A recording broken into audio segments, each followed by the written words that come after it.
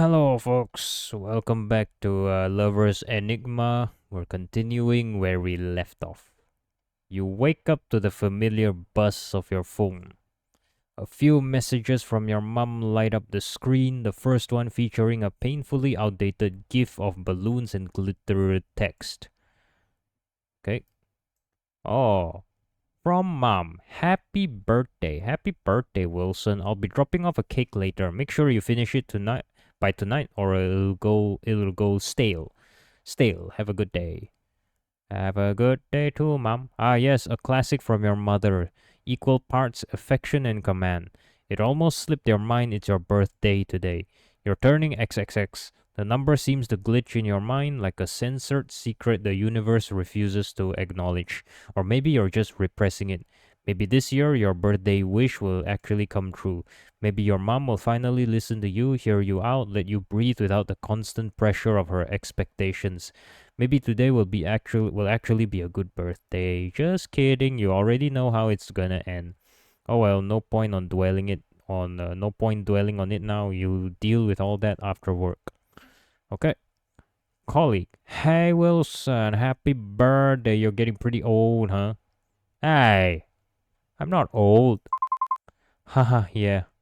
Whoa, I heard from Tanaka that it's your birthday. Must suck having to spend it at work, huh? Well, that's just life, haha. I don't know how many more hahas I left in me. By mid-afternoon, it's clear that today is just another work-filled birthday. The highlight of the day, a hefty stack of monthly reports unceremoniously dropped onto your desk by your boss, a truly unforgettable birthday gift. Oh, as you sift through your reports, a familiar voice calls out from behind you, Happy birthday. Ah, thank you, haha. You glance over your shoulder, offering a polite smile. You've said that quite a few times today. Oh, hello. Why are you here? How are you allowed into the office? Oh, I didn't realize it was you, Ryota. Maybe I should have made my birthday wishes a bit more memorable. Don't worry about it. Honestly, I think I've heard enough birthday wishes to last me until next year. Hopefully you're not too worn out to actually celebrate it though. Boss asked me to stick around and finish some reports, but if you're still up for a birthday dinner, I'll be at the station at around 8 p.m. Before you can respond, a voice cuts through the air from the other side of the office. Hey, can someone help me with this? Ryota straightens up, already turning towards the sound. I've gotta go. Good luck with your work. And happy birthday, Wilson. Happy birthday to you too. You go about your day as usual, the hours slipping by until it's finally time to head home. Stepping off the train platform, you pause for a moment, a thought linger in your mind. How should you spend your birthday today? Okay, meet Ryota after work, celebrate your birthday, do your daily routine, get incense, gotta keep sanity high. Uh, okay, okay, where are we meeting a Ryota, by the way? Where are we meeting Ryota? Ryota after work, train station. It's at the train station. As far the train station is not here. Somebody is over there. Haruki's office. Lower district. Upper street. Lower street. Ah, there we go. The station. You arrive at the train station and stand by the gantry waiting. After a short while, you spot Ryota stepping through the gates. The moment he notices you, his expression shifts. He tries to mask it, but the smile tugging at the corner of his lips is unmistakable. It's brief, a flash of something warmer than usual, but it doesn't escape your notice. As he approaches, his tired eyes reflect the exhaustion from work, but the soft smile never quite disappears. Ah, you're here. Sorry if I kept you waiting. Were you waiting for me? I hope I didn't make you wait too long. I'm glad you decided to come. You know, if you're still up for it, we can grab that dinner just like I promised. It's my treat, of course. Of course, why not? Yeah, I'd like that. Let's go have that birthday dinner. For a moment, Ryota seems caught off guard. His eyes widen just slightly before his expression softens into a warm smile. His relief and happiness unmistakable despite his efforts to stay composed. Really? I mean, great. I was worried you might have had plans with someone else. I'm not exactly the life of the party. I enjoy being around you. You don't need to be the life of the party to make someone's day better. Thanks, that means a lot, really. Well, there's this takoyaki place nearby. It's not fancy or anything, but I thought, well, it's your birthday, so you should get something good to eat. Sounds perfect. Lead the way. The rich aroma of grilled takoyaki fills the air as you step into the cozy eatery, its warm lighting casting a welcoming glow. You take a seat beside Ryota at the counter, the comforting aroma of freshly grilled takoyaki wafting up as a steaming plate is set before you. For a moment, neither of you speaks, the quiet hum of the restaurant filling the space. You glance at Ryota, his gaze fixed on the food. You find yourself wondering how to break the silence. Um, Ask about this place. How'd you even find this place? It's so tucked away. Honestly, it was by accident. One night after work, I was wandering around and just ended up here. I didn't even know this place existed before that. An unlikely coincidence. Quite so, like how in stories, the main character always ends up in just the right place at just the right time. Maybe we're in some cheesy romance written by some lonely writer. Well, they've got some good taste for food, I guess. Ask about work. So how was work today? Pretty busy. I was rushing to meet a deadline, but luckily I made it just in time. Right, I hope I didn't make things harder for you. If you needed more time, we could have done this another day. Ryota shakes his head, a soft smile spreading across his face. Don't apologize. If anything, it gave me something to look forward to. Anything for you.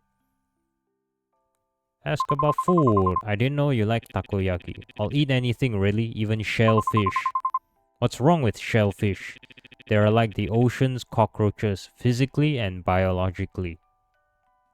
Really? Shellfish? I gotta look that up. That's such a dramatic way to put it. They're delicious though.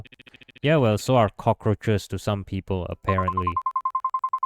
No way. Oh, disgusting. Okay, fine. I'll stop trying to defend seafood. As you sit at the counter, the comforting aroma of takoyaki wafting around you, a raised voice from a nearby booth catches your attention. Despite your better judgment, you can't help but overhear the conversation. Are you seriously going to let them dictate everything, every decision, every plan? It's always about what they want. Out of everyone, you should understand why it's not that simple.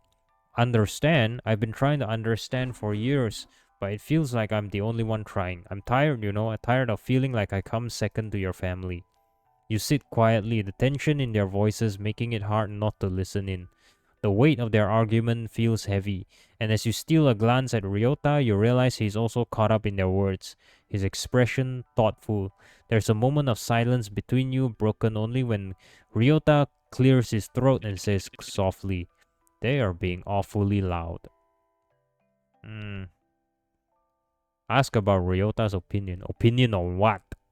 What? Ask about his opinion on what? On the couple? Talk about the future instead. Yeah, talk about the future. That's a much better. Ryota, what do you want to do in the future? Ryota looks up at you, clearly caught off guard by the question. He shifts slightly in his seat, blinking at you with a soft, curious expression. Huh, that's a bit out of nowhere. What brought that up? It's just, I didn't mean to, but I overheard that couple arguing about their families and stuff, and it made me think. For most of my life, it feels like I'm trapped in this bubble of other people's expectations. It's hard to know what I want sometimes, but that's my problem to solve, to figure out what to do next. You hesitate for a moment, then meet his gaze, a little uncertainty in your voice. I guess I'm wondering what you'd want for yourself in the future if you ever thought about it. Ryota falls silent for a moment, his brow furrowing as he looks down at his hands, pondering the question. The quiet stretches on and you can see him mulling it over. When he speaks again, it's soft and deliberate. I've never really given it much thought, to be honest, but if I had to choose something, I guess I know one thing for sure. I'd want to spend it with you. There's a slight, almost imperceptible pause before he quickly adds, his voice a little rushed and sheepish. But it doesn't have to be anything romantic if you don't want it to be. I really value being with you. Thank you. Oh, I guess I do appreciate your company too. Your heart flutters and you feel a rush of warmth spread across your cheeks. You can't help but smile at him, trying to laugh it off, though it's clear that his words have touched you more than you want to admit. The moment hangs in the air, and for once you don't mind the quiet, feeling more certain of something than you have in a long while. Ah, well, I guess this is the part where I give you your birthday gift. You got me something? Oh, Ryota, you shouldn't have. It's nothing much. I bought this a few moments ago.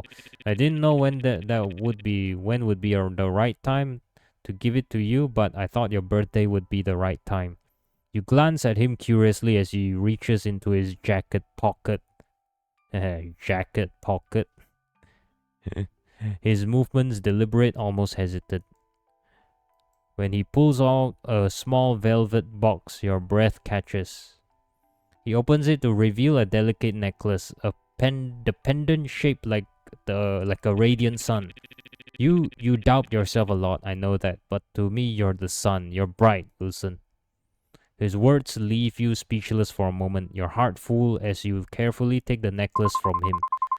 Ryota, I don't even know what to say. Thank you. This means so much to me. You don't have to say anything. I just wanted you to know how much you mean to me. And well, maybe it's a way to pay you back for everything you've done for me. You don't owe me anything, but thank you, really. The two of you fall into a quiet rhythm as you leave the restaurant, the necklace resting against your collarbone, its weight a comforting reminder of his words. You find yourself replaying them in your mind, marveling at how he could see you as something so bright and positive. You've never thought of yourself like that before, and now there's something unfamiliar bubbling up inside of you, warm and fluttering. As you walk side by side, you're glad for the cover of night, the shadows hiding the telltale red creeping into your ears. What? The shadows hiding the telltale red creeping into your ears. I don't understand. What does that mean? Ryota walks beside you, his hands in his pockets, his presence steady and reassuring. And for a moment you wonder if he can feel it too, the quiet shift in the air between you. Okay. Oh, and it's 8:20 right now. We gotta be home before 11 p.m. So we still got some time. We celebrate our birthday. We did celebrate our birthday. Leave incense for Kazuki. We gotta go to the temple. Sanity decrease. How the affection with Ryota increase? Okay, that doesn't make sense. How the hell does celebrating my birthday decreases my sanity? You making no sense, boy. You make 0 sense at all, you dick. The store is closed today. It seems Granny is taking a well-deserved break. Good for you, Granny. Okay, looks like Granny's not gonna look at us. Okay, let's go to the temple. You head to the temple, and as you look around, you notice a monk tending to the shrine office. Excuse me, have you seen Haruki around? If he's not at his office, he's probably wandering around town trying to drum up business. Or maybe in the alley fooling around with that damn cat. You shouldn't meddle with him too much. Why, other than the obvious reasons? Because once he latches onto you, he doesn't let go. His persistence is relentless. The monk hesitates, his gaze darting around to ensure no one is listening. When he speaks again, his voice is barely above a whisper. Look, miss, I know you and he share a bond of some kind. You seem like a kind soul, but there's a shadow that follows him. I've seen what happens to those who stay too close. Nothing good ever comes of it. I'm listening? The monk exhales slowly, his gaze hardening as he leans closer. His voice drops to a near whisper, the weight of his words filling the silence. Word spreads quickly in the circles of those who deal with the unseen. Stories whispers. They say he carries an unnatural an omen of misfortune, a harbinger of calamity. His expression darkens, and for a moment he looks as though he's reliving a distant memory. His master was a powerful exorcist, respected, skilled, but during a purification ritual, something went wrong. Catastrophically wrong. His master lost his life, and while some mourned and pitied the boy, Others, he hesitates, glancing around as if afraid of being overheard. Others believe he was the cause of it. That's a lot to take in. I'm not saying he's evil or even ill intentioned.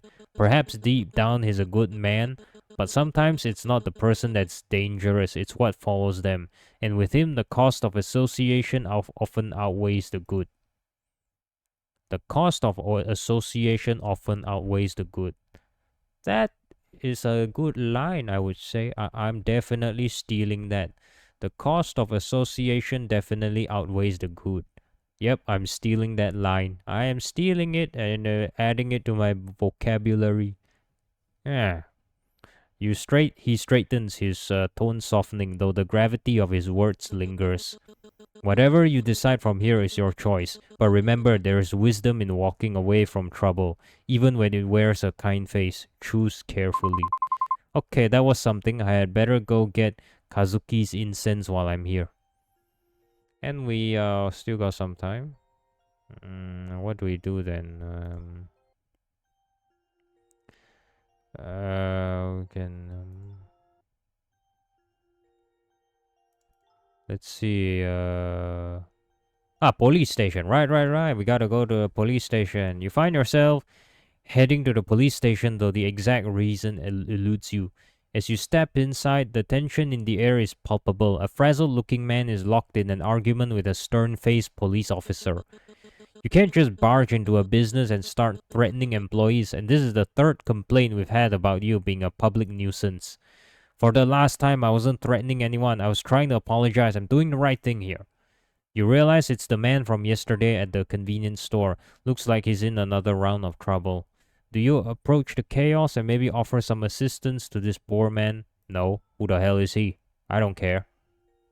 Wait, what? That's it? That's it? What? What? That's it? That's it? What? I thought we were gonna talk to the police about our boyfriend, about our ex-boyfriend. You step forward, hesitating for a moment before softly clearing your throat. Excuse me? Your voice breaks through the heated exchange, causing both the man and the police officer to jolt in surprise. Oh, ma'am, is there something I can... Wait a minute, you're that lady. Look, for the last time, we're not reopening the case about your husband. Yeah, and I'm now a curious passerby. Curious enough to help me, perchance. You see, I wasn't causing any trouble. I just wanted to apologize to a cashier I was inadvertently rude to. Right, and just like the female cashier said yesterday, you had the wrong person. But you still insisted on apologizing to anyone willing to listen, to the point they had to chase you out again. But I wasn't drunk this time, and that somehow makes it better.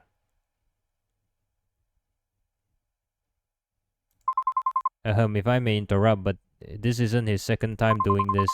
He admitted to bullying the poor cashier yesterday. Arrest this menace, he's a danger to society. Wait, what? Weren't you about to defend me? Why did you even start talking to me? Because as a proud defender, now I got second-hand embarrassment. Why am I getting involved in this? I thought this was gonna lead to the ex-boyfriend case. So, whatever. Because as a proud defender of justice, it is my solemn duty to shield the public from people like you. Okay, now I think you should be the one arrested because you're actually insane. You're both insane, but I can only arrest one of you for actual legality issues, and that's you, sir. Me? What did I even do? Oh, let's see. First you harass some poor cashier, then you go back to double down on the harassment, and now you've dragged this lunatic over here to ruin my day. If that's not the textbook definition of being a public nuisance, I don't know what is.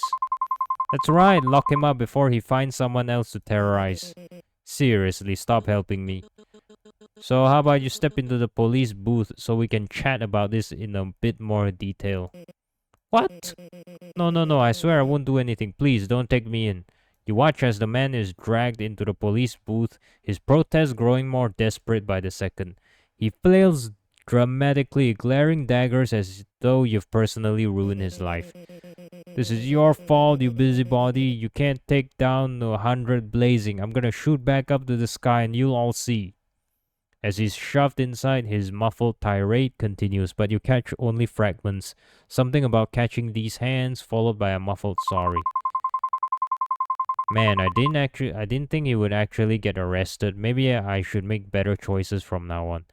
You linger awkwardly for a moment before strolling away, suddenly very interested in not being here anymore. But that was pointless. That was completely pointless. What the hell, bruh? I thought that was gonna lead to us discussing the death of our ex-boyfriend, but no, instead we got somebody or okay. Okay, lesson learned. Never or should I just left it alone. You step into the convenience store, the familiar chime of the doorbell announcing your arrival. Behind the counter, the cashier greets you with a wary but polite smile. Welcome, can I help you find something? Ask about Ren. Who's Ren again? Ren. Is Ren working tonight? Sorry, he's not on shift today. Technically, I'm not supposed to give out info on the staff, but you're Wilson, right? I hear he talks about you sometimes. You too close or something? Not yet. Whoa, you're a bold one, aren't you? You don't see someone who knows what they want every day. Don't worry, I'll make sure the message gets passed along. You've just made tomorrow's shift very interesting. You know, Ren's something else, I'll give him that. He keeps to himself a lot. I don't think I've seen him talk to more than a couple of people in the time I've worked here. So you should see him sometimes. Seriously, Ren's a total mystery. He barely says two words to anyone, and when he does, it's like he's got a permanent stick up his.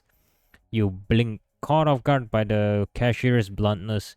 You try to focus on her words, but the way she describes him, it's familiar. It hits a little too close to home.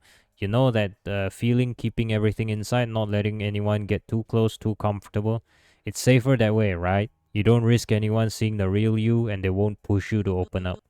Honestly, I don't get how... Oh, shit. Crap. I accidentally... I skipped. Honestly, I don't get how anyone stands him. Oh, there we go. He's just so cold. I mean, I get it. He probably has his reasons, but come on, it's like he's allergic to smiling or talking or being human, maybe?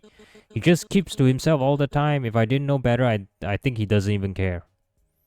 You shift uncomfortably, the words hitting a little too sharply. Maybe she's not wrong. Sometimes you wonder if people even see you. Are you really that different from Ren? You shut people out too. But what if he's just afraid? I mean, would it kill him to make small talk? One time I talked about this fabulous vacation I had recently in Okinawa, but he just brushed me off. Well, I'm not saying he's a total jerk, just hard to get to know. But hey, that's Ren for you, right? Everyone has their quirks. Okay, let her continue. She laughs lightly, oblivious to the growing irritation on your face as she continues her rant. Honestly though, he's such a weird guy. I mean, who just shuts themselves off from everyone like that? It's like he wants to make people mad, and it's not like he's some sort of deep thinker or anything. He just keeps to himself for no reason, like the rest of us don't matter. You feel a twinge of discomfort in your chest, the words striking a chord deeper than you expected. Why does it feel like she's talking about more than just Ren? You shift uncomfortably on your feet, trying not to let the thoughts spiral.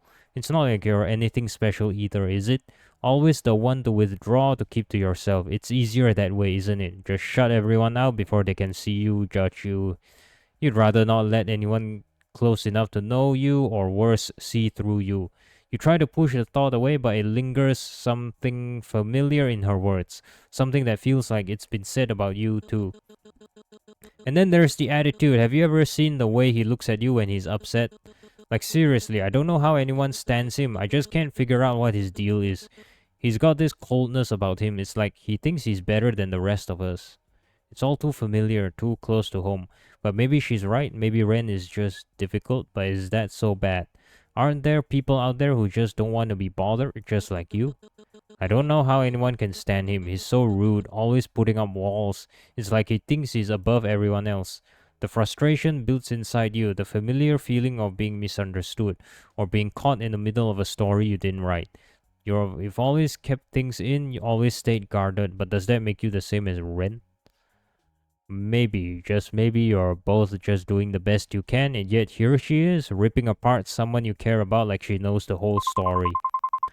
You know what? I've heard enough. I'm leaving.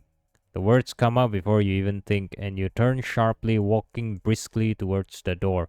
You can feel her eyes on you, but you don't stop. You can't stop. You don't know if it's the frustration with Ren or with the way people see you, or maybe just the weight of everything pressing down on you.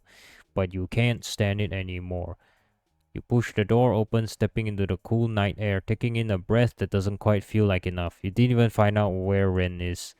But somehow that doesn't seem to matter anymore. All you want is to be far away from this, from the people who try to define you, from the labels they try to put on you. You don't need this right now. You don't need her judgment. You don't need any of it. This convenience store is closed. I better head home before mom gives me a mouthful.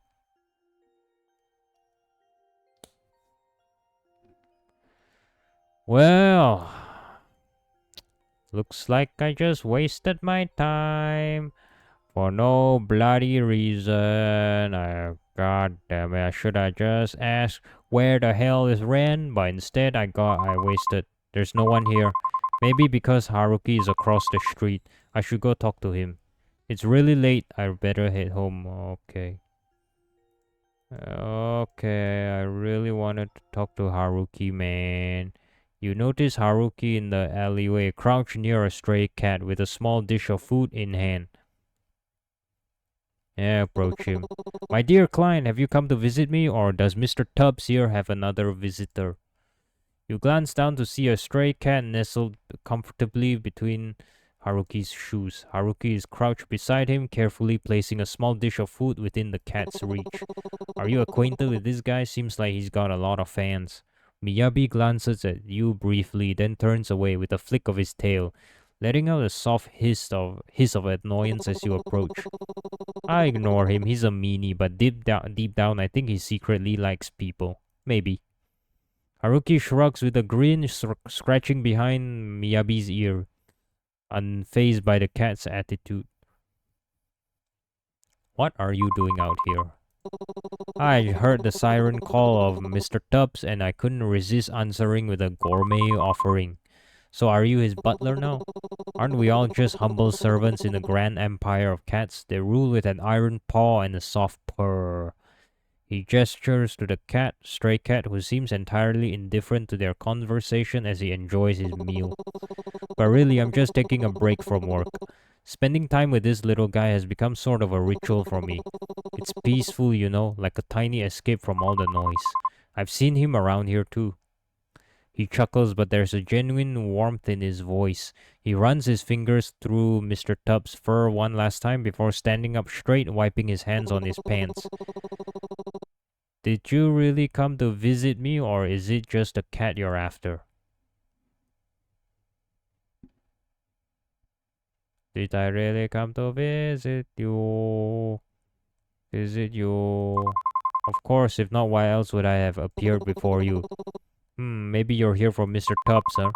Well, Mr. Tubbs is a pleasant surprise, but I really did come to find you, Haruki.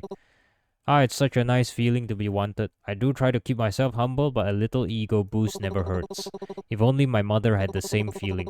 So what can I or Mr. Tubbs help you with today? You know, we're both professionals in the art of making people's days a little brighter. Exorcism. I just wanted to ask about my situation. Of course, my dear client, you caught me mid-mission working tirelessly in the shadows to uncover why such sinister forces have their sights set on you. But worry not, your friendly neighborhood investigator is on the case.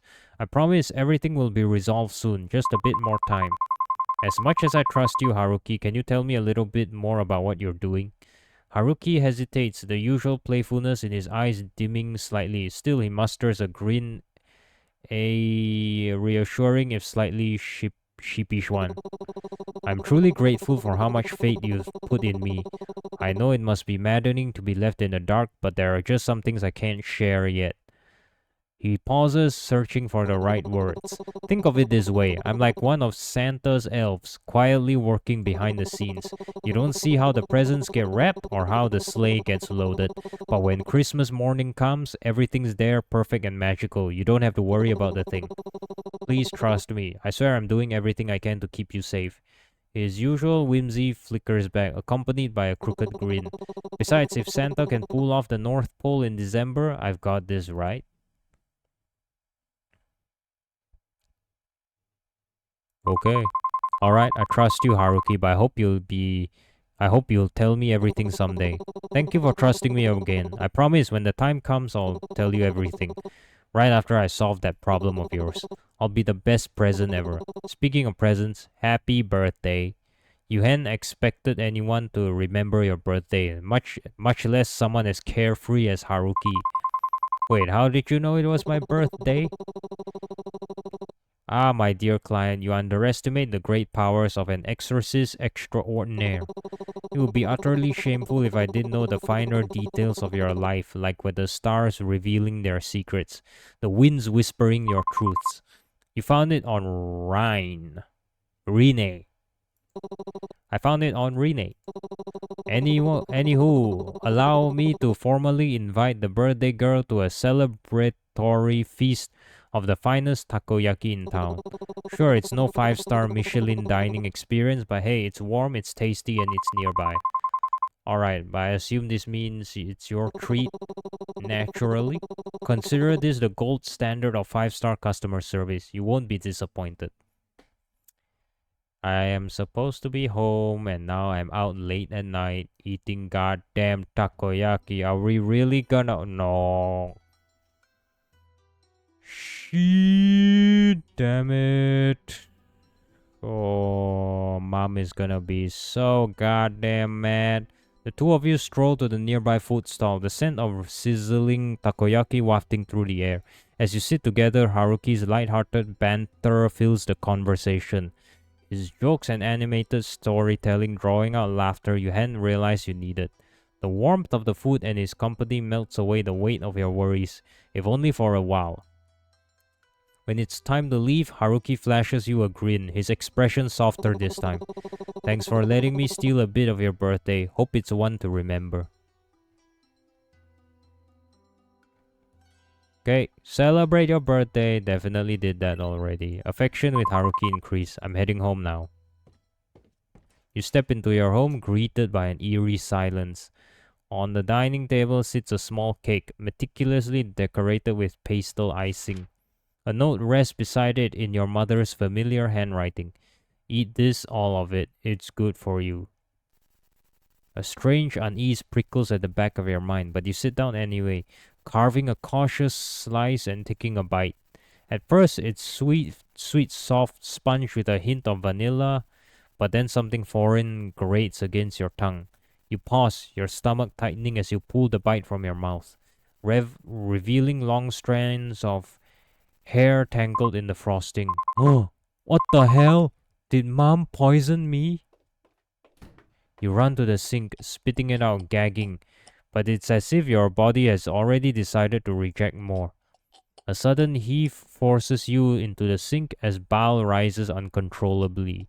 You continue to vomit, various substances escaping your lips. Okay, that's just disgusting. We just had dinner. We just ate takoyaki with the exorcist. Oh man, that's gotta suck. Your lunch from today, spit and stomach acid and more hair. You clutch the edge of the sink, trembling as more hair spills from your mouth, clinging to your lips like something alive. The tang of stomach acid burns your throat, but what follows sends a cold terror coursing through your veins. Chunks of meat, raw and glistening, hit the sink with wet, sickening splats. You try to catch your breath, but another wave overtakes you.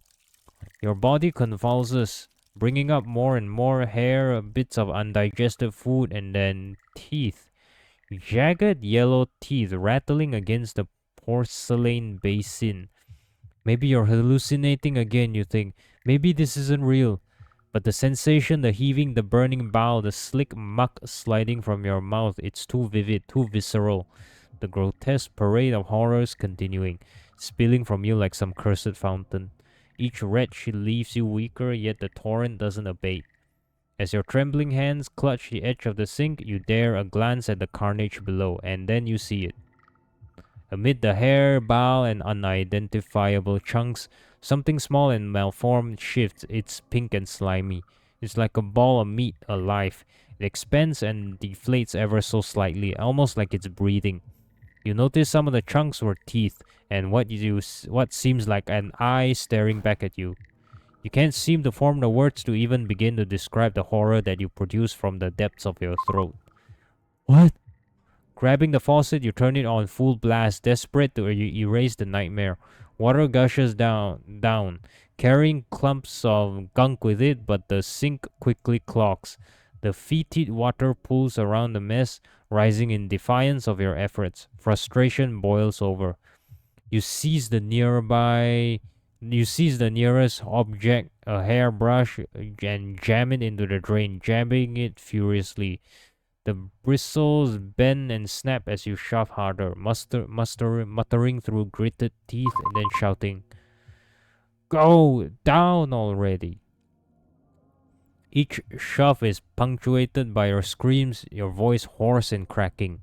The sink gurgles as bits of the gunk slowly spiral downward, disappearing into the pipes. Is that a hand? Is that a hand coming out of the hole? Finally, the water drains, leaving the basin empty except for lingering streaks of slime. You stand there panting, your knuckles white as you grip the edge of the counter. The silence that follows is deafening, broken only by a ragged breathing. And then you hear it, faint but unmistakable, a soft, pitiful cry. You stumble back from the sink, your legs shaking uncontrollably, and you collapse onto the floor. Hot tears stream down your face as you gasp for breath. The sound of your own ragged sobs filling the suffocating silence of the kitchen. I didn't mean for this to happen. Please forgive me. You clasp your hands together so tight until the knuckles turn white as you pray fervently to anyone or anything that you will listen to your cries. Please, please, please forgive me. Kazuki, I'm trying, I swear. I'm trying. I'll find out who did this to you. I'll make them pay. Just please don't hate me. You moved on? Kazuki? I'm sorry. Please, I'm doing my best. I'll avenge you, I swear. How could you? You moved on already? No, I didn't. You're a liar. You've already forgotten me. Cheated on me like none of it mattered. Oh God, my throat is hurting. Too much reading. No, that's not true. We weren't even really married. You know that. It wasn't real. Not real? Then what were we? Nothing? A lie? Is that what I was to you? Cheater! No, I'm not. Not what? You feel a gentle tug at your sleeve, and as you turn, the words escape your lips in an instant. Ryota. Oh, hello. I thought it's gonna be a jump scare. I wanted to check on you just in case. I'm glad I did. You look like you've been through a lot tonight. Are you alright? You feel a rush of panic flow through you. No, you're not alright. You haven't been for a very long time. No, Kazuki, he needs me. He's angry that I have moved on with my life. I haven't. Doesn't he see that I'm trying so hard to help him and keep myself together? I tried so hard, and yet, burying your face in your hands, you feel the guilt burn through your stomach. There you go again, playing the victim. A voice rings inside your head. But you've done enough. His voice finally pierces through the veil of thoughts swirling through the abyss of your heart. What? You're probably beating yourself up again, thinking about how much more you have to do, but... Ryota hesitantly takes a seat next to you on the floor as he says gently, "You've done enough. Everything you've done for Kazuki, I'm sure he appreciates it, both in life and in death. No, if he did, he wouldn't have been angry with me. He wouldn't do all of this." You see, Ryota hesitates. At the moment, you were sure he would dismiss your claims, just like your mother had. But he wasn't that type of person, but he had But he had always been a quiet, logical type, content with silence and reason.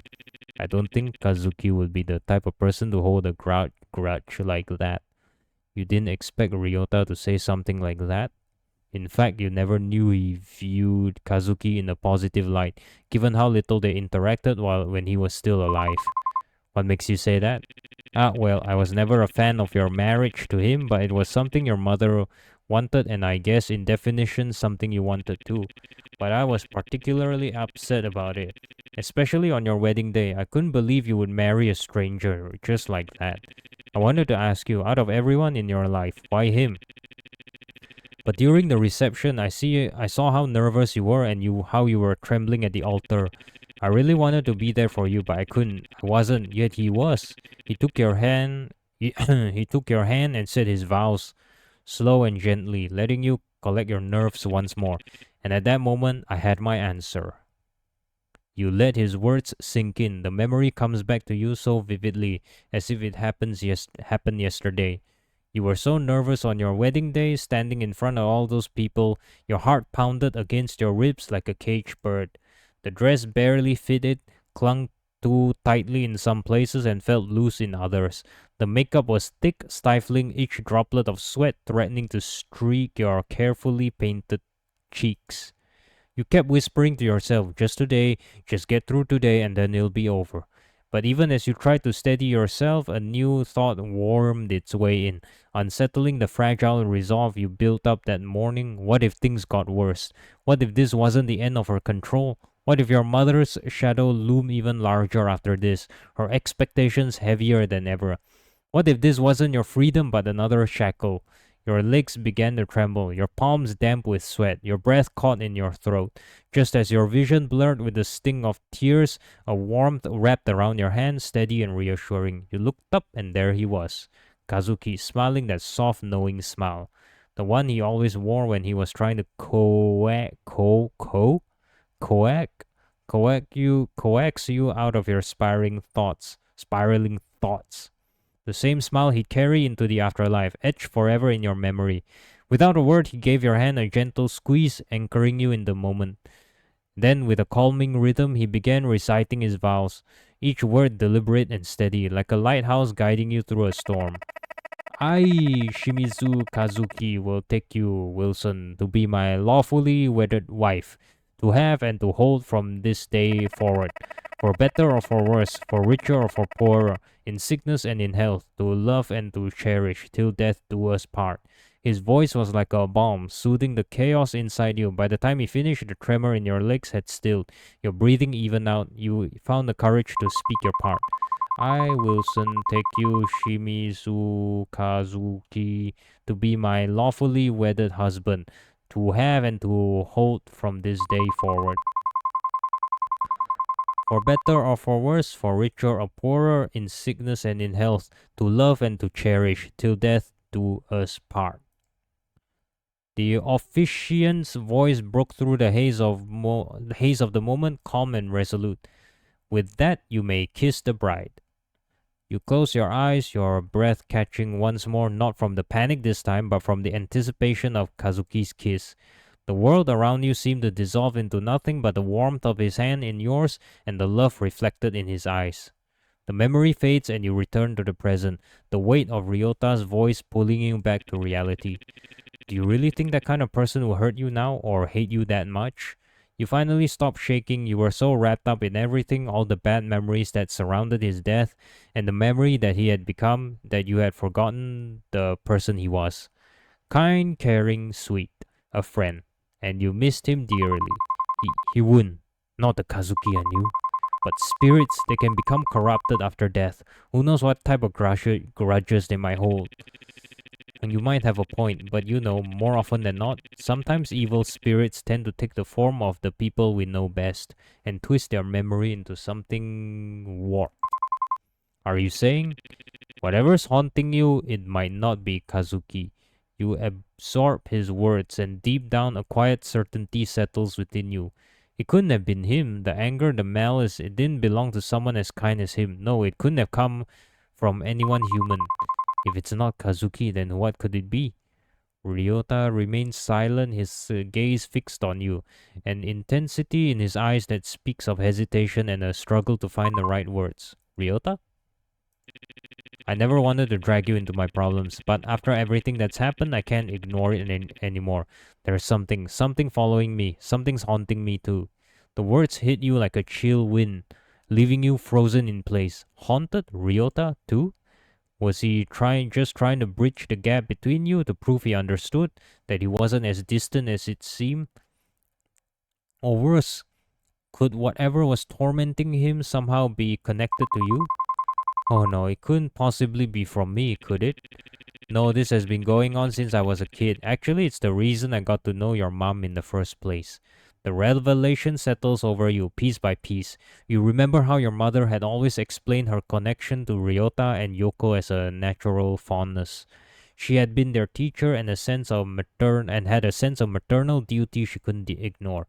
Yet, as the truth unfolds, you're not surprised. Deep down, some part of you had always known that there was more to their bond than she let on. It's not easy to talk about, but you know your mom, she tried to get me to join that religious group too. Told me it would fix everything. She told me it would get rid of her. But I'm not sure I believe her. I'm not sure I believe in anything anymore. The scar on his arm caught the light briefly, the old mark of a battle he couldn't quite escape from, both physically and mentally. You wanted to ask about it, but his vulnerability stopped you. Instead, you simply reached out and placed a hand on his, feeling the weight of his silent struggles in the quiet of the moment. Anyway, whatever's haunting you, it might not be so different from what's latched onto me. So I don't know if I have the right to say this, but I don't think you should let it ruin the happy memories you have of Kazuki. We both know that despite what your mother says, you're doing your best to move forward, to live even after everything. And we also know that it's what he would have wanted to. A quiet understanding settled between you, unspoken yet palpable. His words struck a chord, resonating deep within you as truth you hadn't fully allowed yourself to embrace before. Thank you for everything, for staying by my side through all of this. Why wouldn't I? You were my warmth growing up, you still are. I always do the same for you. He shifted closer and you both sat there in the silence. The quietest place you'd ever known. Neither of you had the answers, but at the moment you didn't need them. You just needed each other. Eventually, the time passes between the two of you peacefully.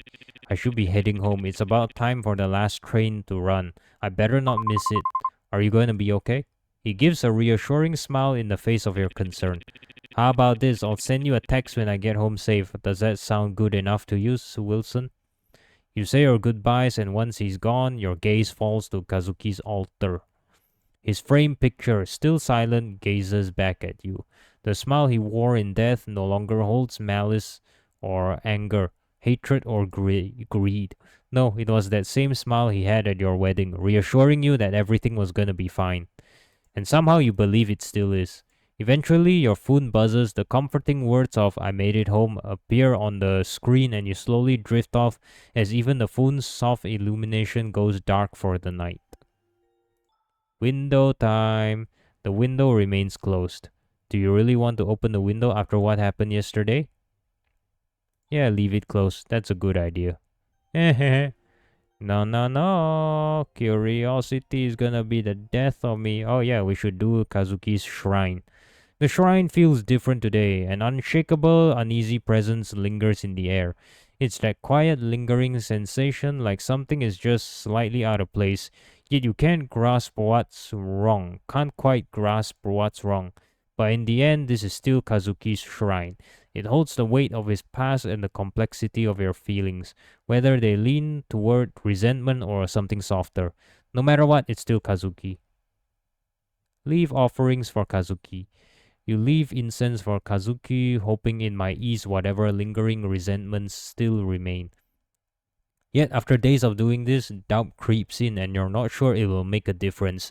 And still, you do so anyway. As you bow your head in prayer, guilt lingers, an unshakable weight pressing against your heart. No matter how much you do, it never feels like enough. Not after everything that's happened.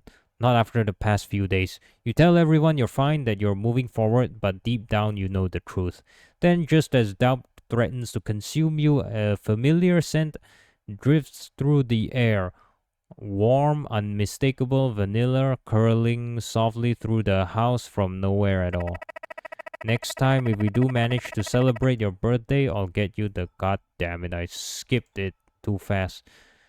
Birthday, I'll get you the sweetest vanilla cake I can find. The memory rises unbidden, pulling itself from the depths of your mind. It's so simple, so fleeting, yet it wraps around you like a quiet reassurance, a reminder that Kazuki was and always has been looking out for you. Affection with Kazuki increase. What? Affection with a shrine increase. Okay, whatever, I guess. You've been so strong, holding everything together so well, but you don't have to keep struggling like this.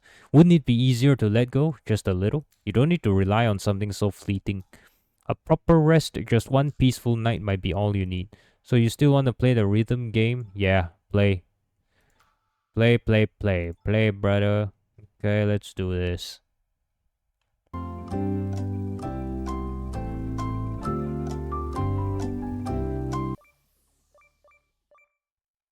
God damn it, that was bad. That was bad. 53%. Okay, that's literally 35% decrease of our previous score. God damn it. Well, at least we're sane again. Gotta keep my sanity high. Yep, did that. 95 is good enough. 95 out of 100, bro. That's a good enough. Your phone buzzes with a notification. It's from mom. I'm busy with important matters. I won't be able to be there for you for a while. Take care of yourself. You stare at the screen, a sigh escaping your lips as relief floods in. What the? Good for me, I guess. Maybe I'll get some peace without her breathing down my neck. But something feels off. The phrasing is strange, almost like she's choosing her words carefully. There's no condescension or nagging, just silence after the message. Maybe I should. You stare at the message thread, your thumb hovering over the keyboard. A simple "Are you alright?" forms in your mind, but something stops you. Memories of her constant control, her overbearing presence, flash through your mind. No, she doesn't need that from me, not after everything. Instead, you type out a single word. Okay. You hit send and lock your phone, tossing it aside. For once, the silence feels like it's yours to control. What is this? The funny thing about curses, they have a way of sticking around, don't they?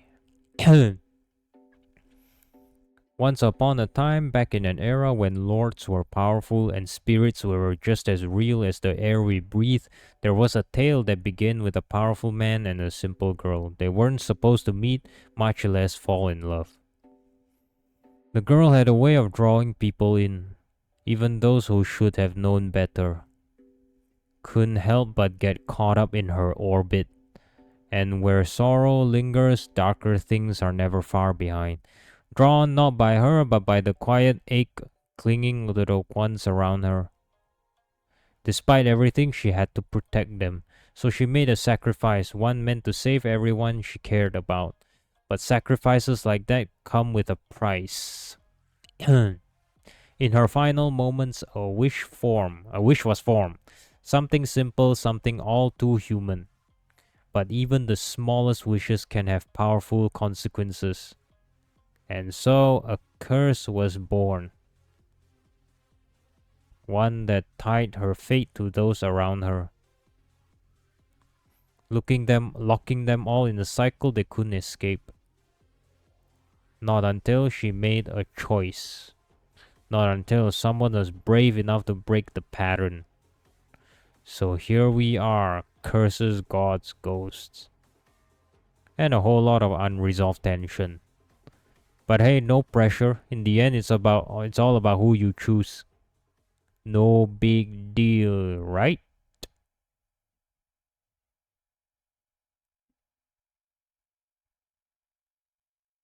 Day 5. And we are gonna stop here, you. Okay, no. Oh, my throat is starting to hurt, bro. I need a drink of water, bro. I need a full cup of water after, I need a full cup of water, man. All right. See you guys in the next part. I'm taking a break. too long. I've been talking for too long.